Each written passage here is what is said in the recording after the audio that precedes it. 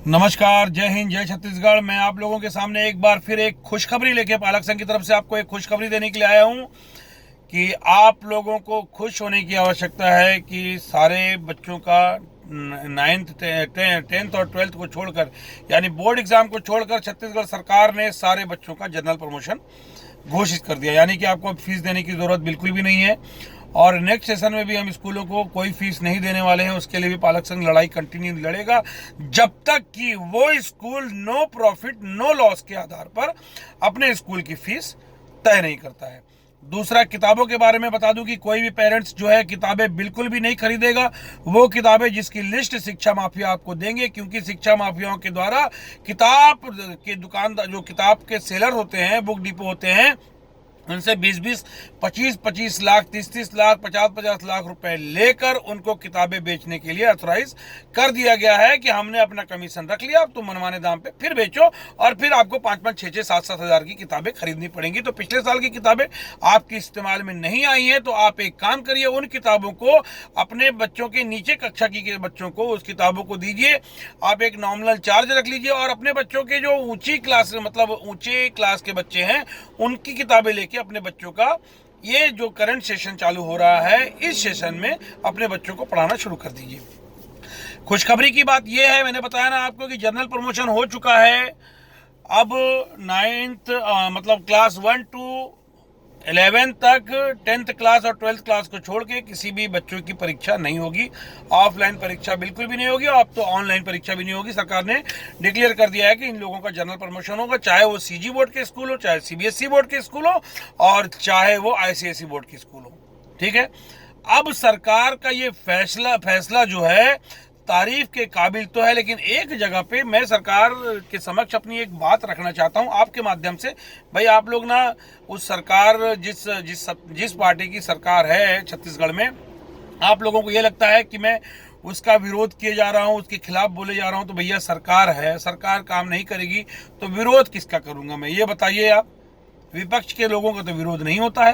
तो विपक्ष के लोगों को सिर्फ इतना बोलूंगा कि मूक दर्शक बनकर न देखें, पालकों का और छात्रों के हित में आंदोलन करें, सड़क पर उतरें, उनके हित के लिए काम करें।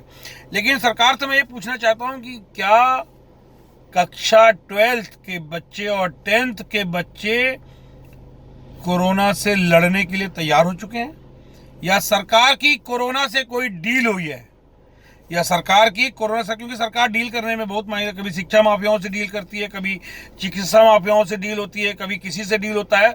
तो शायद, क्या सरकार की, आपने सुना नहीं है तो फिर से सुन लीजिए, कि शायद कोरोना बीमारी जो है, संक्रमण है, उसके साथ सरकार की डील हो गई है कि तुम जो है 10th और 12th के बच्चों को नुकसान नहीं पहुंचाओगे, बाकी तुम्हारे लिए हमने 11th तक के बच्चों का पढ़ाई, परीक्षा सब रोक दिया, उनका जनरल प्रमोशन कर दिया, लेकिन 10th और 12th के बच्चों को तुम परेशान नहीं करोगे, नुकसान नहीं पहुंचाओगे। तो शायद कोरोना जो है, जो संक्रमण है, वो इस चीज पर राजी हो गया होगा। नहीं तो दूसरा एक चीज ये हो सकता है कि शायद 10th और 12th के बच्चों को सरकार ने कोई ऐसी एंटीबायोटिक लगा दी है कि जिससे कोरोना चाह कर भी उस बच्चे को संक्रमित नहीं कर सकता है। और तो कोई रीजन नहीं समझ में आता, या फिर सरकार ने तय कर लिया है कि हमको बोर्ड एग्जाम के बच्चों को ऑफलाइन पेपर दिलवाना ही है, चाहे वो मर ही क्यों ना जाए, कोरोना संक्रमण से ग्रस्त ही क्यों ना हो जाए। तो ऐसा मत कीजिए। अगर उनकी ऑनलाइन पढ़ाई हुई है तो आप ऑनलाइन उनका एग्ज़ाम ले सकते हैं, उसमें आप कंडीशन कुछ भी रख दीजिए, लेकिन ऑनलाइन एग्ज़ाम लीजिए उनका, और ताकि उन बच्चों को भी संक्रमण से बचाया जा सके। कहीं ना कहीं वो बच्चे भी हमारे देश का भविष्य हैं, जैसे बाकी बच्चों के लिए आपने किया है। आपने लेट किया, शिक्षा माफियाओं की फीस वसूलने के बाद किया, लेकिन आपने किया। आपकी मंशा यही थी कि कैसे भी शिक्षा माफिया पैसा वसूल लें और उसके बाद फिर हम क्या बोलते हैं, जनरल प्रमोशन कर देंगे। लेकिन फिर भी अभी कम से कम 20 हजार पालकों ने पैसा नहीं दिया है पूरे छत्तीसगढ़ में। 20,000 से ज़्यादा भी तादाद हो सकती है उनकी, लेकिन ठीक है, बात फीस का मसला है, वो हमारी लड़ाई चलते रहेगी तब तक चलते रहेगी जब तक कि school no profit no loss पे नहीं चलते, या सरकार घोषणा नहीं कर देती कि अब शिक्षा जो है वो सरकार की जिम्मेदारी है। शिक्षा का जितना भी खर्च होगा वो सरकार वहन करेगी। जिस तरीके से 25% बच्चों को सरकार जो है प्राइवेट स्कूल में पढ़ा के उनका पैसा प्राइवेट स्कूलों को देती है, उसी तरीके से 75% जो और बच गए हैं उनका भी खर्च जो है सरकार वहन करेगी, क्योंकि उनका भी खर्च सरकार को वहन करना चाहिए, क्योंकि उनके माँ बाप भी सरकार बनाने में, विधायक बनाने में वोट देकर अपनी भूमिका ईमानदारी से निभाते हैं। तो इसलिए इस तरीके का दोगलापन जो है वो नहीं होना चाहिए। तो अभी मैं सरकार से भी अपील करता हूं और साथ ही साथ जितने भी पालक हैं उन सब से अपील करता हूं कि मेरी इस मुहिम में साथ दीजिए। मैं, ऐसा नहीं है कि एग्ज़ाम मतलब होगा तो मैं उसका विरोधी हूं। बात यह है कि जिस तरीके से कोरोना संक्रमण छत्तीसगढ़ में बहुत तेजी से फैल रहा है, जिसको ध्यान में रखते हुए सरकार को ये कदम उठाना पड़ा कि जनरल प्रमोशन कर दिया जाए, बच्चों को एग्जाम के लिए स्कूल ना बुलाया जाए। तो मैं समझता हूँ सरकार को उसी तरीके से ठोस कदम उठाना चाहिए और 10th और 12th के बच्चों को उनका जनरल प्रमोशन मत कीजिए, हम उनका जनरल प्रमोशन करने की बात बिल्कुल नहीं करेंगे, लेकिन उनका ऑनलाइन एग्जाम लिया जाए, ऑनलाइन ही लिया जाए, ऑफलाइन न लिया जाए। और इस संबंध में सरकार को अपनी मंशा से पालक संघ के द्वारा आज अवगत करा दिया जाएगा, राज्यपाल महोदय को भी अवगत कराया जाएगा, और हम लोग क्या बोलते हैं केंद्रीय बोर्ड को यानी कि सीबीएसई बोर्ड को भी पत्र लिखकर और राज्य माध्यमिक शिक्षा मंडल को भी पत्र लिखकर जो है अपनी मांगों से अवगत कराएंगे। और बिल्कुल अगर उसके बाद भी सरकार जो है बोर्ड परीक्षाओं के लिए बच्चों को इस कोरोना काल में स्कूल आने के लिए बाध्य करती है, तो निश्चित तौर पे फिर हमको भी इस कोरोना काल में सड़क पर उतरकर आंदोलन करने के लिए बाध्य होना पड़ेगा।